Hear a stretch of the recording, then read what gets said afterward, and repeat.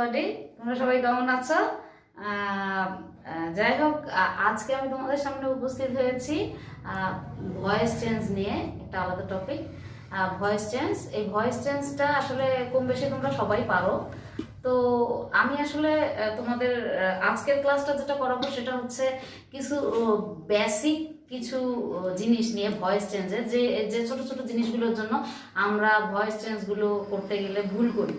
তো আসলে মূলত ওই জিনিসগুলো নিয়ে আলোচনা করবো। তো ভয়েস করতে গেলে, চেঞ্জ করতে গেলে প্রথমে আমাদেরকে যেটা করতে হয়, লক্ষ্য রাখতে হয় বা বিশেষভাবে যেটা পরিবর্তন করতে হয় যে জিনিসগুলো, সেটা হচ্ছে সাবজেক্ট, অবজেক্ট আর টেন্স।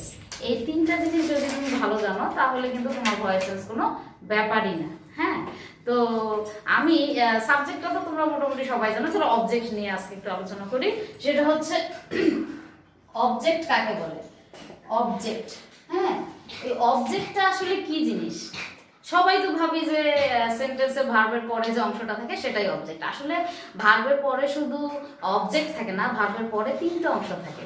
এই তিনটা অংশ, একটার নাম হচ্ছে অবজেক্ট, একটার নাম হচ্ছে কমপ্লিমেন্ট, একটার নাম হচ্ছে এক্সটেনশন। তো আমরা আসলে কিভাবে জানবো যে অবজেক্ট কোনটা, কমপ্লিমেন্ট কোনটা, এক্সটেনশন কোনটা? সেই জিনিসটাই আজকে আমি তোমাদেরকে দেখাবো। সেটা হচ্ছে অবজেক্ট হচ্ছে ভার্বের পরে তোমার তিনটা অংশ থাকে। একটা হচ্ছে অবজেক্ট, একটা হচ্ছে কমপ্লিমেন্ট, আর একটা হচ্ছে extension.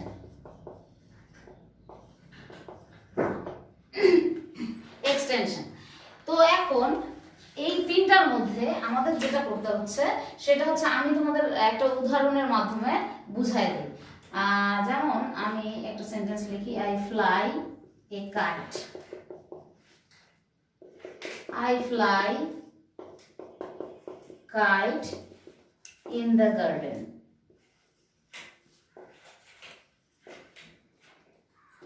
In the garden. I fly in the garden. আসলে I fly, এখানে আমি তিনটা সেন্টেন্স লিখেছি, আরো একটা লিখি। সেটা হচ্ছে it is a fly. তো আমরা সবাই আসলে ফ্লাই মানে জানি, ফ্লাই মানে উড়া, উড়ানো, যেটাই হোক না কেন ফ্লাই মানে আবার মাছিও হয়। তো এখানে যে জিনিসটা, এখানে ভার্ব আমাদের হচ্ছে ফ্লাই। তো I fly a kite, I fly kite in the garden, I fly in the garden. I fly, আসলে আই তো ফ্লাই না, বার্ডস ফ্লাই যদি লেখা যায় আর কি। Birds fly in the garden মানে পাখি ওড়ে, ইন দ্য গার্ডেন বাগানে পাখি ওড়ে। ইট ইজ আ ফ্লাই, এটা হচ্ছে একটা ফ্লাই, এটা হচ্ছে একটা মাছি, আমরা জানি। তো এখানে দেখো সবকিছু কিন্তু ফ্লাই নিয়ে। তো এই ভার্বের পরের যে অংশটা আ কাইট, এই যে এই ফ্লাই এর পরে যে অংশটা, এটা একটা অংশ। এই ফ্লাই মানে ভার্ব, এই ভার্বের পরে এটা একটা অংশ। এই ইজ এর পরে একটা অংশ। তো আমি কি সবগুলো অংশকে কি অবজেক্ট বলবো? না, এখানে সবগুলো অংশকে অবজেক্ট বলা যাবে না। এখানে যেটা করতে হবে, ভার্বকে কি বা কাকে দ্বারা প্রশ্ন করলে আমরা যে উত্তর পাবো সেটাই হচ্ছে অবজেক্ট। আর ভার্বকে যদি কি বা কাকে দ্বারা প্রশ্ন করে উত্তর না পাই তাহলে সেটা কিন্তু অবজেক্ট না। যেমন আই ফ্লাই এ কাইট, তাহলে আমি কি উড়াই? আ কাইট। উত্তর কি পাওয়া গেছে? যেহেতু উত্তর পাওয়া গেছে তাহলে এটাকে আমরা অবজেক্ট বলবো। ঠিক আছে? I fly kite in the garden. আমি উড়াই, কি উড়াই? ঘুড়ি উড়াই। উত্তর পাওয়া গেছে। তাহলে কি উড়াই? ঘুড়ি উড়াই, উত্তর পাওয়া গেছে। কোথায় উড়াই? In the garden. তো আমাদের আসলে কোথায় উড়াই এটা নিয়ে কথা না, কথা হচ্ছে যে কি বা কাকে দ্বারা প্রশ্ন করলে যদি উত্তর পাওয়া যায় তাহলেই সে অবজেক্ট, আর না পাওয়া গেলে অবজেক্ট না। তাহলে কাইট আমাদের এখানে হচ্ছে অবজেক্ট, আর এই যে ইন দ্য গার্ডেন এই অংশটাকে আমরা বলবো এক্সটেনশন। এক্সটেনশনের একটা রিমার্কেবল বিষয় হচ্ছে এখানে প্রিপজিশন একটা থাকবে। আমি প্রিপজিশন অ্যাড করে যে কোনো সেন্টেন্সকে এক্সটেন্ড করতে পারি, বাড়াতে পারি, অনেক বেশি, অনেক বড় করে দিতে পারি। তো এর জন্য বলা হচ্ছে আই ফ্লাই কাইট। এখানে তাহলে অবজেক্ট একটা, এক্সটেনশন একটা আছে। আর birds fly in the garden, এই ফ্লাই ভার্বটার পরে ইন দ্য গার্ডেন আছে। তাহলে দেখা যাচ্ছে যে ফ্লাই এর পরে কি উড়ায়? ঘুড়ি নাই। তারপরে কোথায় উড়ায়, এটা আসছে কোথায় উড়ায়, কিন্তু কি বা কাকে দ্বারা প্রশ্ন করলে উত্তর পাওয়া যাবে। তো এখানে উত্তর পাওয়া যায়নি, এখানে ইন দা গার্ডেন বলছে, স্থান বুঝিয়েছে, তারপরে আবার প্রিপজিশন আছে, তাহলে এই অংশটাকে আমরা কি বলবো, এক্সটেনশন।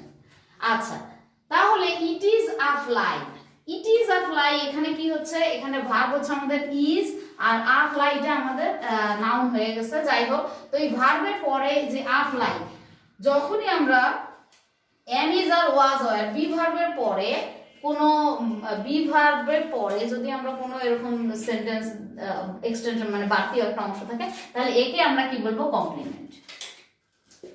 ঠিক আছে, তাহলে বোঝা গেল যে আমাদের অবজেক্ট কোনটা, ভার্বকে কি বা কাকে দ্বারা প্রশ্ন করলে যে উত্তর পাওয়া যায় সেটাই অবজেক্ট। তো ভয়েস চেঞ্জ করতে গেলে রিমার্কেবল ইস্যু হচ্ছে যে যদি তোমার এখানে আ কাইট থেকে থাকে তাহলেই তোমার এটা ভয়েস চেঞ্জ হবে। আর কিন্তু I fly, birds fly in the garden, এই সেন্টেন্সটা কিন্তু তোমার ভয়েস চেঞ্জ হবে না।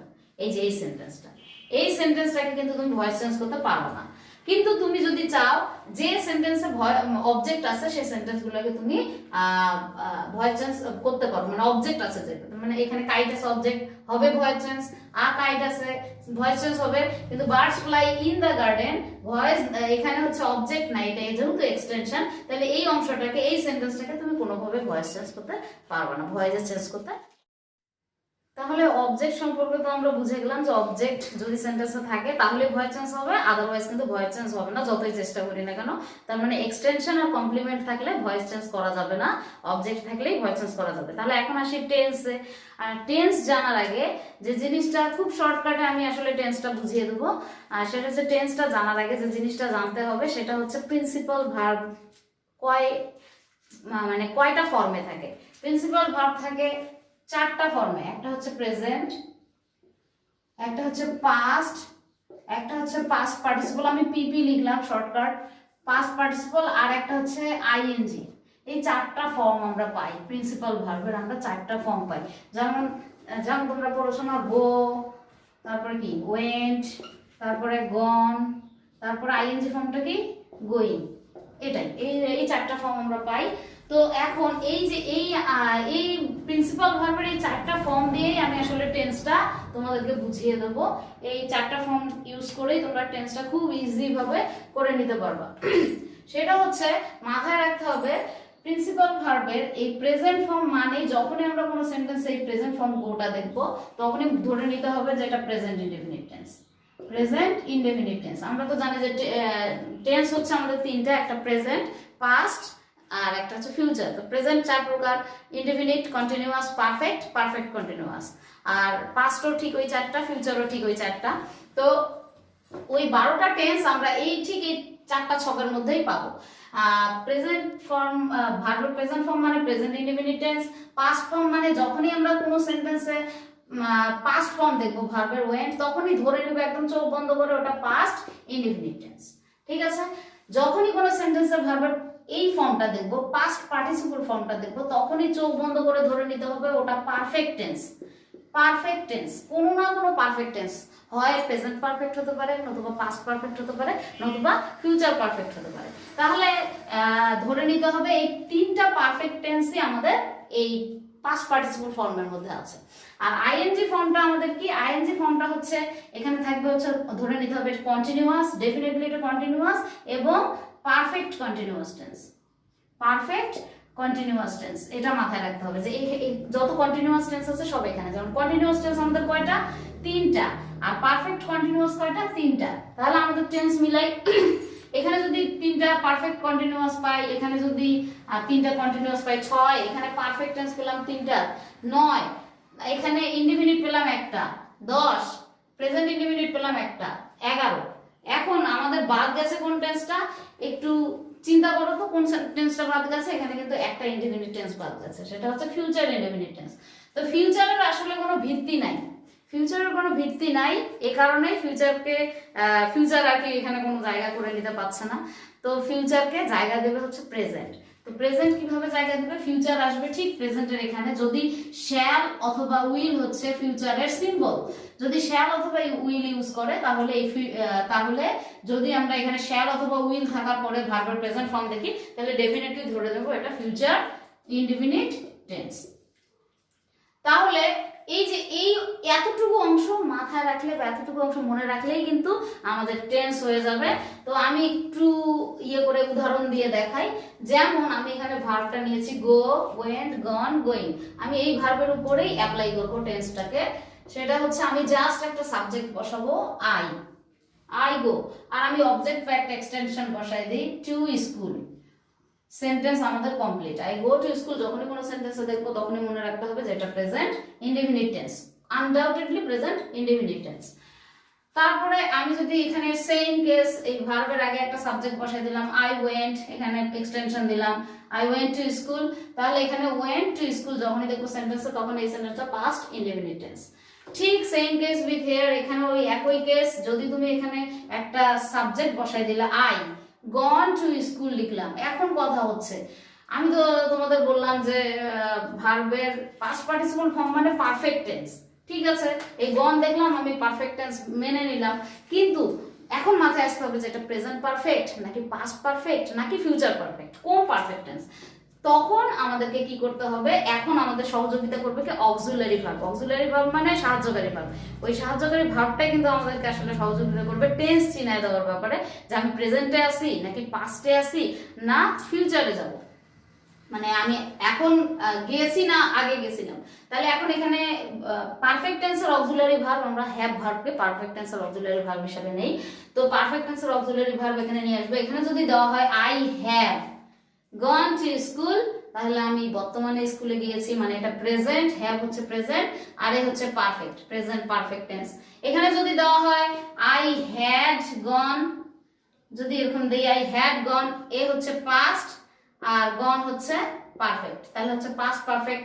যদি এখানে দেওয়া হয় আই, ফিউচারের সিম্বল কি শ্যাল অথবা উইল, তাহলে ফিউচার কি করবে, সবসময় বর্তমানের উপরে ডিপেন্ড করে ফিউচার চলে।